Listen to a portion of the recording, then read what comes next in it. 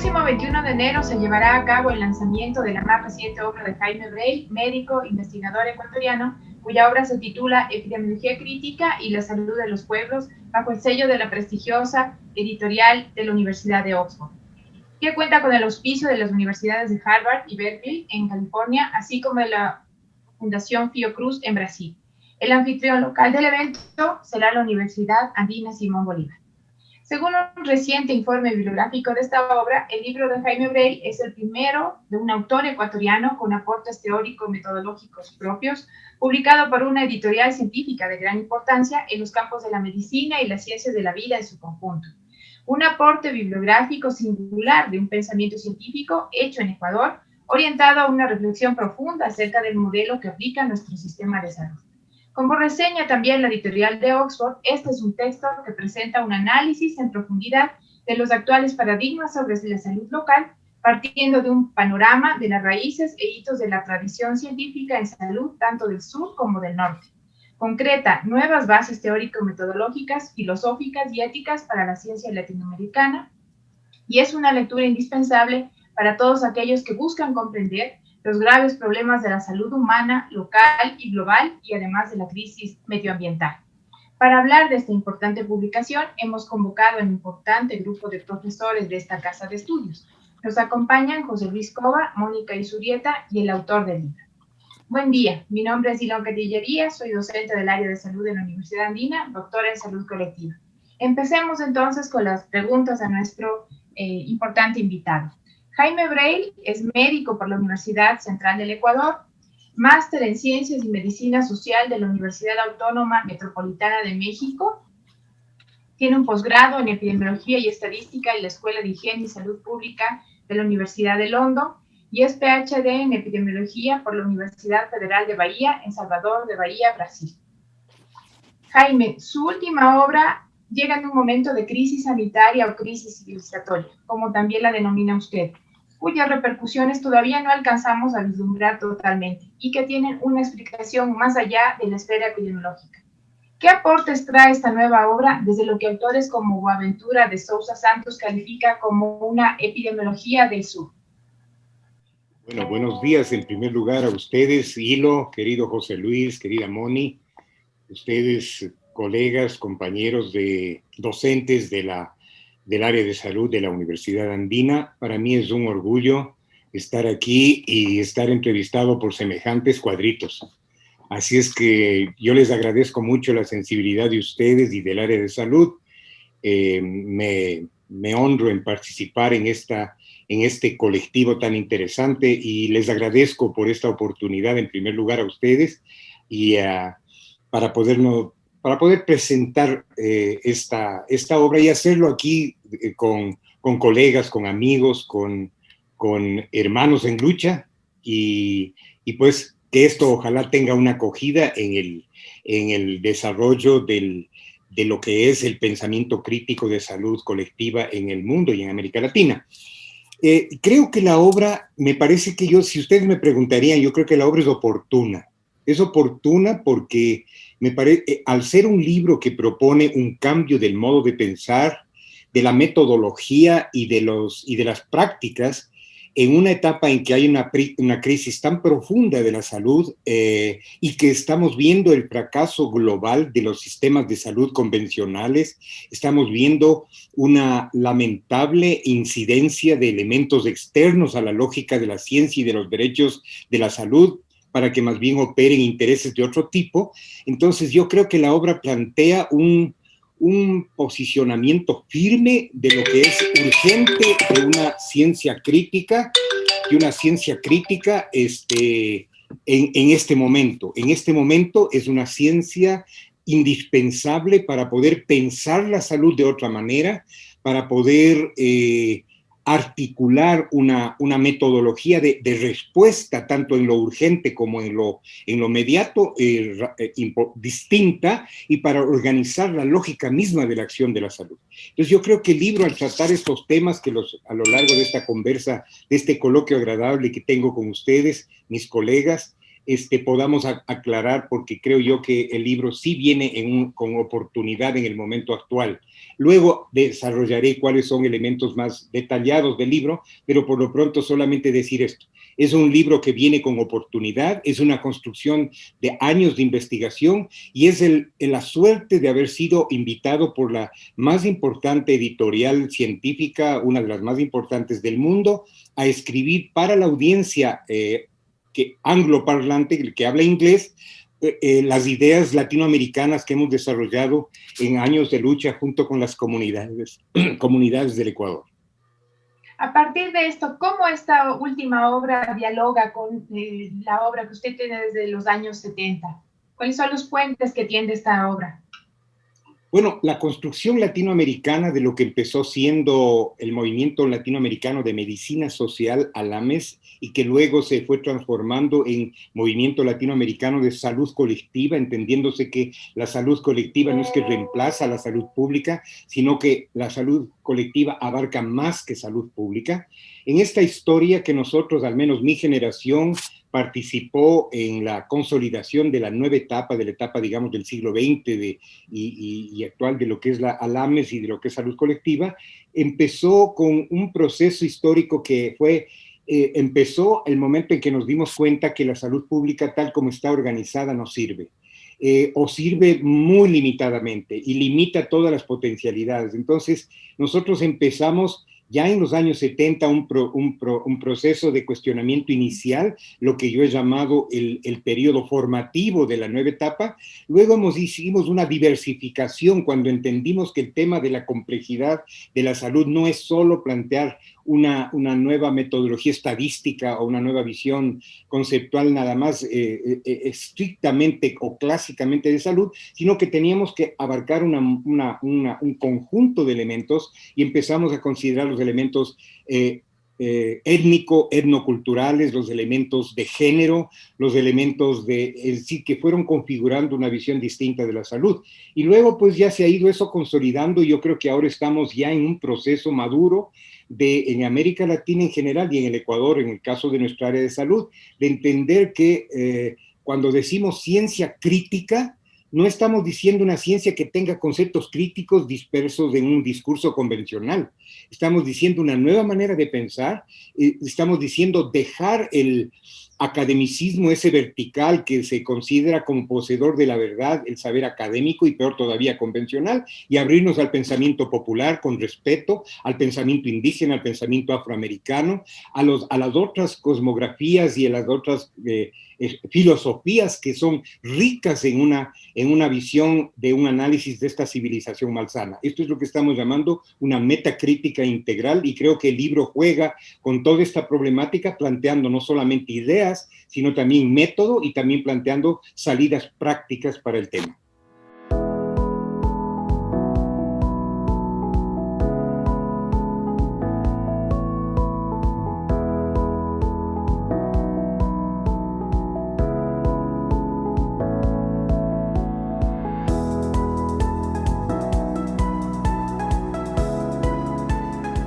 En este diálogo nos acompaña también José Luis Córdoba. José Luis es doctor en Medicina y Cirugía por la Universidad Central del Ecuador, con larga trayectoria y práctica en el campo de la medicina china, homeopatía, terapias integrativas, fitoterapia, salud pública e interculturalidad, y actualmente es candidato doctoral en salud colectiva.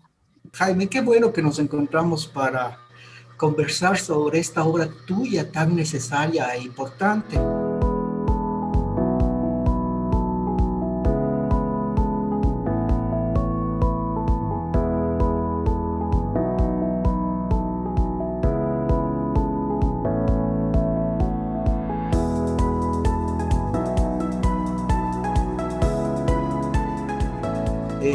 Tengo alguna pregunta sobre esta obra. Jaime, tu libro contiene innumerables aportes teórico-metodológicos sobre lo que es la epidemiología crítica y la determinación social de la salud. Conocemos que esta obra tuya recoge tu trabajo académico, tu producción científica, tus ideas y propuestas sobre una ciencia o basadas desde una ciencia crítica e integral sobre las múltiples crisis de la salud y de la vida. Al mismo tiempo, esta obra es una lectura indispensable para todos aquellos que buscamos comprender los graves problemas de la salud local, global y de esta crisis medioambiental. En este ámbito, Jaime, ¿cuáles serían los aportes prácticos y las herramientas metodológicas para repensar y abordar una nueva comprensión de la salud como un proceso socialmente determinado y distribuido? José Luis, justamente yo considero que esta pregunta es clave porque es ahí donde estamos orientándonos en el libro. En primer lugar, yo creo que si uno pudiera decirlo metafóricamente, la vieja salud pública, ¿qué es lo que hace? Asume la visión de la salud pública primero como de la salud simplemente reducida a los problemas que ya se presentan en las personas. Una vez que han tenido un recorrido muy largo de generarse las cosas, por ejemplo, en esta pandemia terminamos finalmente teniendo una cierta patología de origen viral y tenemos, digamos,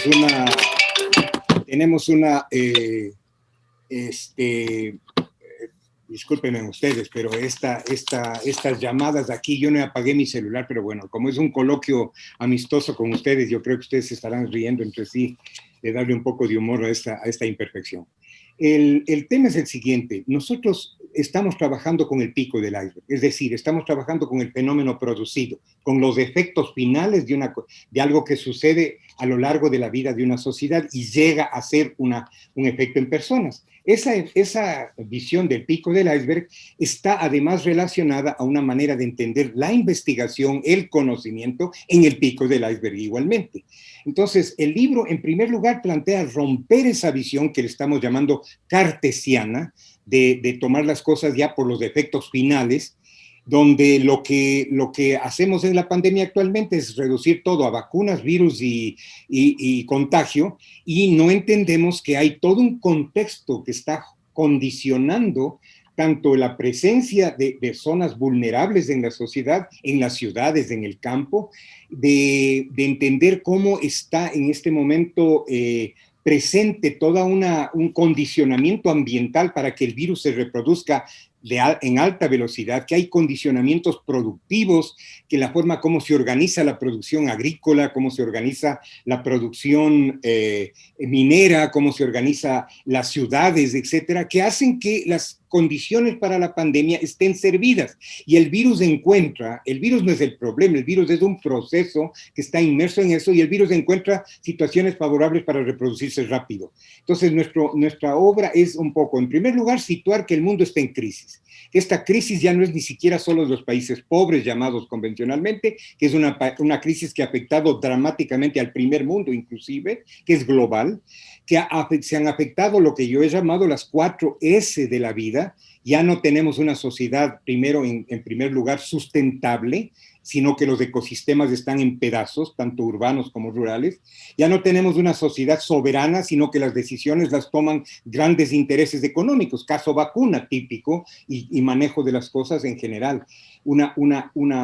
O el poder en sus intereses o la economía de grandes empresas son las que finalmente nos derrotan la soberanía. La propia OMS ya no es una entidad libre de profundas injerencias, dado que su presupuesto básicamente está sostenido por mega empresas del mundo. En tercer lugar, la crisis porque no somos solidarios, es el mundo de la más profunda inequidad. Donde hay inequidad hay reproducción de condiciones para la muerte y la enfermedad. Y finalmente es un mundo inseguro biológicamente, los ecosistemas están en retroceso, están en deterioro profundo a nivel global, y hay unas 4 catástrofes sumadas que son los ciclos pandémicos, el cambio climático, que tiene el mismo tipo de origen. Tenemos esta profunda inequidad social que hace que zonas vulnerables sean enormes, cada vez crecientes, ya ni siquiera las ciudades del primer mundo se salvan, y en última instancia estamos hablando de una civilización malsana donde ha habido una globalización de territorios insalubres. Entonces, ese es el mundo en el cual nosotros estamos planteando una nueva visión que sea más participativa, que asuma la importancia de operar con las organizaciones comunitarias, que sea intercultural, que sea sinceramente intercultural, que sea metacrítica, es decir, que tengamos las voces y la visión de todos para armar una estrategia de respuesta y que se libere de estas coerciones dramáticas que se está viviendo. Por ahí apuntamos y creo que el libro, por eso creo yo y sostengo, es muy oportuno para el momento. Gracias, Jaime. Tú nos mencionas en este momento sobre la metáfora de la punta del iceberg, una metáfora que tú has trabajado en varios de tus textos y que a partir de allí yo voy a construir una pregunta en el sentido de que la salud es un proceso multidimensional y complejo y ya no puede evidentemente ser entendido o ser abordado solamente desde la óptica cartesiana o desde el pensamiento lineal. En ese sentido, entonces, el modelo cartesiano, el pensamiento lineal, ya no son suficientes para abarcar todas las sutilezas de esta complejidad y quedarnos, como tú siempre mencionas, en la punta del iceberg. En ese sentido, debemos pensar, por ejemplo, que los conceptos de subsunción y de embodiment, Nancy Krieger trabaja este concepto de embodiment, pero tú los has aplicado desde la década de los 70 en el trabajo de la salud colectiva. En este sentido, Jaime, ¿cómo este pensamiento complejo entiende la matriz económica, cultural, política, social, que define todos estos procesos críticos de inequidad que tú ya mencionaste, inequidad en salud, y que a su vez forman o generan especificidades en los procesos de subsunción y de embodiment? Es decir, cómo este pensamiento, esta matriz, genera formas específicas de subsunción y de embodiment. José Luis, este tema es clave y para quienes nos escuchen algún rato, ojalá nos puedan escuchar en ámbitos ni siquiera solo de salud ni solo académicos, sino que nos puede escuchar nuestras comunidades. En realidad, el problema tal vez podría ser explicado así. Si es que yo, como epidemiólogo o como investigador o una enfermera o un médico o cualquier personal de las ciencias de la salud o que está trabajando en la primera línea de la salud, entiende las cosas, le han enseñado a ver el mundo en forma de fragmentos, de personas en primer lugar, como que la salud estuviera en las personas en sí mismas, y que ahí es donde con un examen descubrimos lo que está pasando y ahí establecemos toda la lógica. Es decir, si a la sociedad, que es una unidad dinámica, le fragmentamos en partes y luego esas partes las unimos artificialmente por un modelo científico, puede ser matemático, estadístico, estamos creando una falsa relación, porque el tiro para poder romper este modelo cartesiano es dejar de ver estos fragmentos y reconectar la realidad. No podemos entender la presencia del virus en el organismo humano y por qué este transforma los sistemas inmunes y penetra las células humanas. No podemos entender ese movimiento en el cuerpo, en la fisiología, en la genética que se está dando tanto en el virus como en el ser humano, si no entendemos en qué espacio ese cuerpo, esa fisiología, esa genética está operando, en qué modo de vivir, en qué espacio ecológico, ecosistémico está viviendo, en qué relaciones culturales se está construyendo, en qué relaciones, digamos, de carácter económico se está dando. Entonces, los modos de vivir son determinantes frente a esa situación fisiológica. Cuando decimos subsunción, lo que decimos es que los procesos virales, estoy hablando de la pandemia para estar a tono con el drama que nos ocupa, que los procesos virales en sí mismos y que las personas en su manera de enfermar y de morir están profundamente insertas en relaciones sociales que van a condicionar, por tanto, están subsumidas a esas relaciones sociales. Si yo soy una persona que trabaja como vendedor ambulante en un barrio marginal de Guayaquil, Yo vivo en un espacio determinado, trabajo en las calles, construyo mi vida culturalmente de una determinada manera y eso condiciona mi manera de exponerme a los problemas y de ser vulnerable frente a los problemas. El modo de vivir me está condicionando. Eso es lo que decimos subsunción. Cuando sustituimos un concepto así y decimos no existe esa subsunción, sino que existen relaciones de mera relación externa, entonces lo que hacemos es construir una falsa estadística y ahí estamos cuestionando el modelo matemático, el modelo estadístico y también las ciencias cualitativas o los abordajes cualitativos que parten de esta fragmentación y unen artificialmente las partes. Nosotros reconectamos y decimos la salud es compleja porque es multidimensional. Se genera en lo general de una sociedad, se reproduce igualmente en sus modos de vivir de sus clases sociales, de sus grupos de género, de sus grupos étnicos, y eso se expresa finalmente y se relaciona dinámicamente con lo que pasa en las personas. Si desconectamos las personas de su clase, de su medio social, y desconectamos de esas clases de la sociedad y de lo que está pasando en la sociedad en general, entonces estamos viendo una falsa película y entonces ahí terminamos en el pico del iceberg. Muchas gracias, Jaime. Esta vez voy a dar el paso a Mónica. Mónica Izurieta es candidata doctoral por el programa en Salud Colectiva, Ambiente y Sociedad del área académica de salud de la Universidad Andina Simón Bolívar, sede Ecuador. Su investigación es un ejercicio transdisciplinario entre la economía y la epidemiología críticas para abordar temas tan importantes como el consumo alimentario. Mónica es coordinadora del programa Andina Ecosaludable y docente de las áreas académicas de salud y de gestión. Adelante, Mónica. Muchas gracias, José Luis. Jaime, muchas gracias también por permitirnos este espacio y ahondar en esta obra, yo diría tal vez la más importante de su trayectoria académica. Doctor Bray, la crisis civilizatoria actual da cuenta de la necesidad de urgentes transiciones transdisciplinarias que garanticen un vivir saludable de seres humanos y ecosistemas. Nos encontramos en una época a la que usted varias veces la ha llamado un interregno. En este sentido, ¿cuál es el aporte de este libro para generar transiciones que puedan remediar la multifacética crisis de nuestra civilización? Gracias, Moni. Es una inquietud fundamental y estoy conectando con estas palabritas. Asimismo, no quiero que sonemos aquí apergaminados, porque estamos hablando de cosas terrenas que tienen una practicidad muy clara, ¿no? Cuando decimos interregno, estamos utilizando un concepto de un italiano importantísimo en las ciencias políticas y sociales, que es Antonio Gramsci, que como todas las cosas que hace Boaventura Santos, lo recoge el pensamiento de Gramsci para decir que el mundo viejo que está en crisis profunda no termina de morir y estamos frente a una sociedad que tenemos ideas importantes, nuevas, de ruptura, que no terminan de nacer totalmente. Entonces estamos en una transición intermedia. Y yo lo que hice tomando esta idea muy importante de Gramsci, que además dice, digamos de Boaventura, que al retomar a Gramsci, porque Boaventura además hace otra cosa, recoge Martí, cuando él dice que a veces y en momentos o hay espacios en los cuales más importante que las trincheras de piedra son las trincheras de ideas. ¿Qué quiere decir con esto?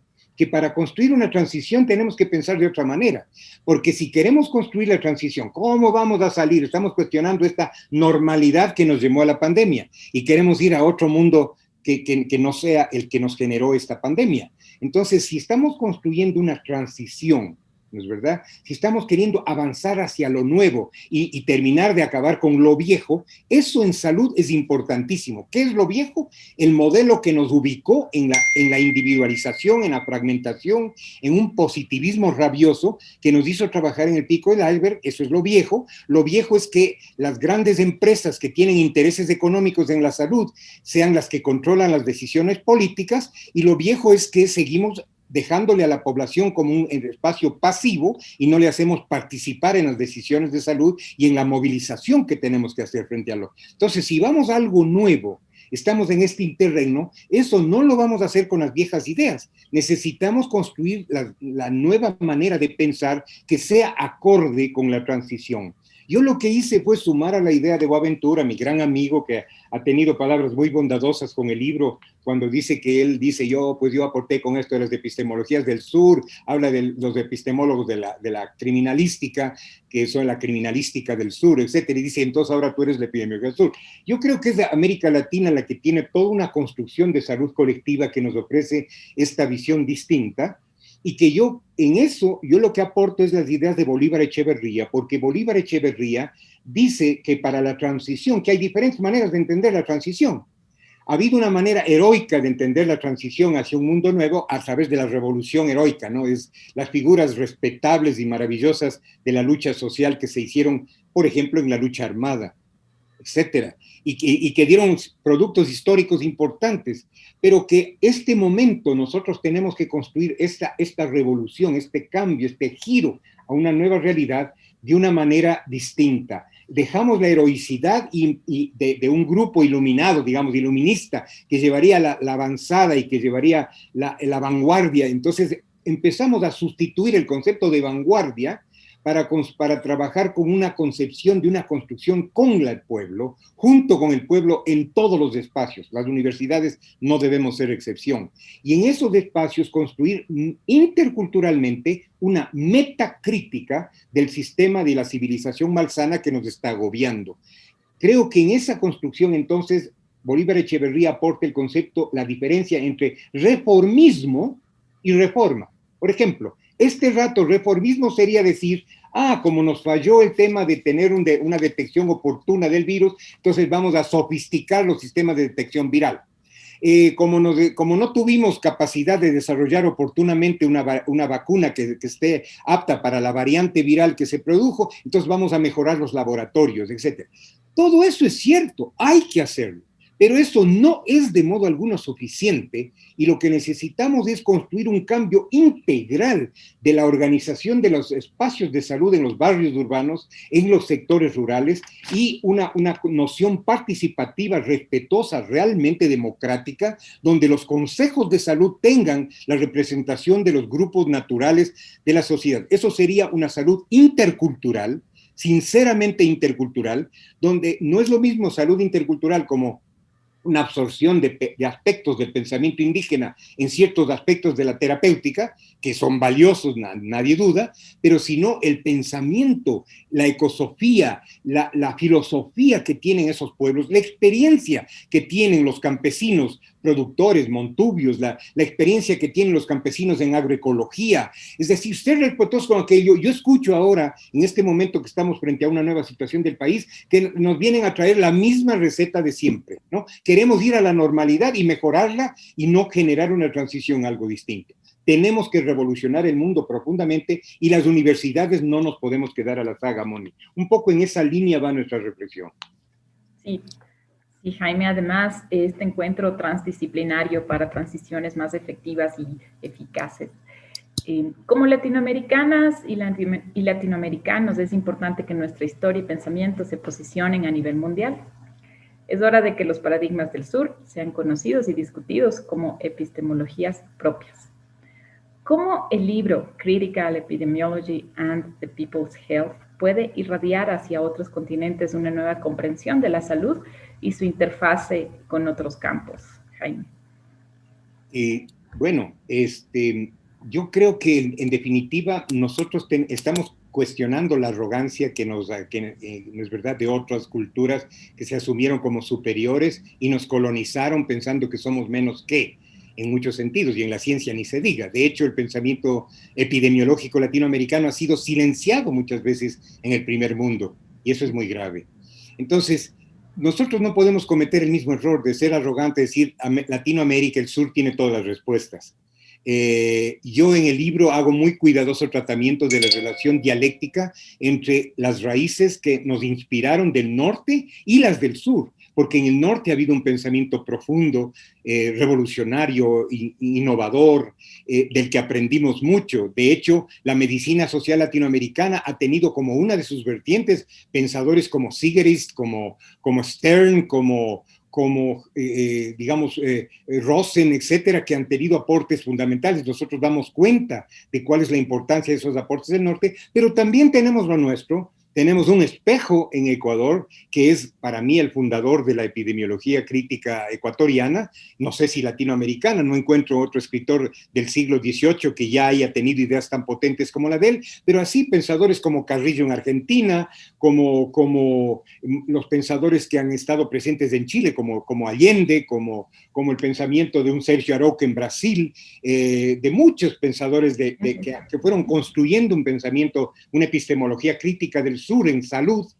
Y entonces nosotros somos parte de un movimiento en donde tanto el norte que quiere cambiar como el sur que quiere cambiar, nos encontramos en una nueva etapa. Pero qué bueno que nos empiecen a leer, porque de lo contrario solo nosotros estudiábamos, leíamos aquello que viene del norte o de otros países que les asumimos como más adelantados, más poderosos económicamente, y teníamos nuestra propia riqueza. Y entonces ahora como que si se dialectiza será de doble beneficio. Tendremos un mejor contacto, por eso yo estoy muy feliz que el lanzamiento del libro, en primer lugar, es un libro propuesto a mí. Yo no propuse el libro, a mí me llamó Oxford para pedirme que yo ponga en un libro mis ideas, la metodología que he propuesto, mis opciones prácticas. Y yo escribí ese libro con mucho afecto y amor por la audiencia angloparlante. Pero también ahora en lanzamiento está auspiciándolo Harvard y Berkeley, dos universidades muy importantes del norte, donde hay gente pensante, hay hermanos con los que también estamos construyendo un mundo distinto, luchando por construirlo. Ayer nomás tuve una conversación con una de las líderes del movimiento de enfermeras de los Estados Unidos que tienen expectativas por el libro y que yo estoy muy feliz de eso. Es decir, y nosotros hemos aprendido toda la vida de ellos. Entonces es un taca y daca, es una dialéctica así, muy, muy enriquecedora en donde nos empiezan a escuchar y yo entiendo al menos para el caso ecuatoriano, es el primer libro ecuatoriano en ciencias de la medicina y de la salud que ha sido publicado en inglés por una editorial de primera línea. Es una buena señal, ojalá esto se produzca, y como ustedes son los duros del presente y del futuro, pues ustedes tendrán la responsabilidad de seguirlo multiplicando y diversificando en 1000 formas. Ese es el sueño que tenemos sus maestros, y bueno, pues imagínense, ahora estoy aquí dialogando con estos duros y feliz de hacerlo, ¿no?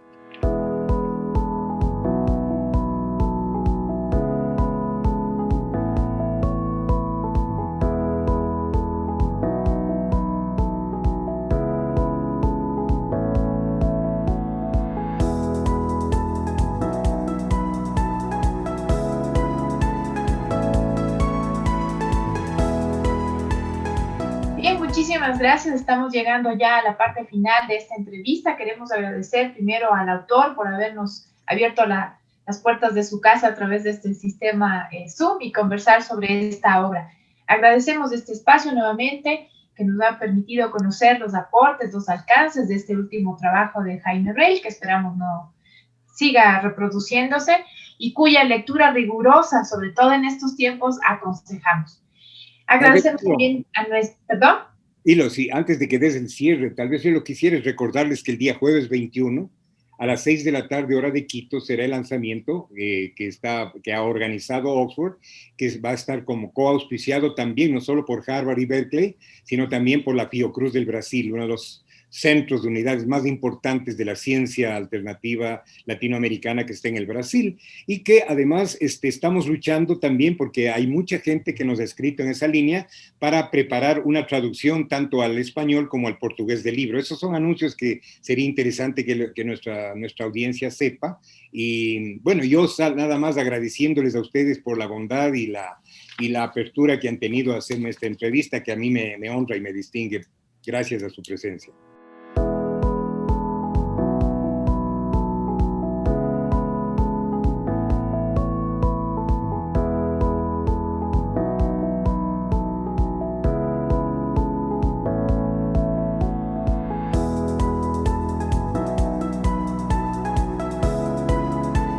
Y precisamente los invitamos entonces este 21 de enero, vamos a tener una transmisión online y el link estará publicado en la Universidad Andina. Gracias a José Luis, a Mónica por acompañarnos este día en esta entrevista y sobre todo al autor. Muchísimas gracias.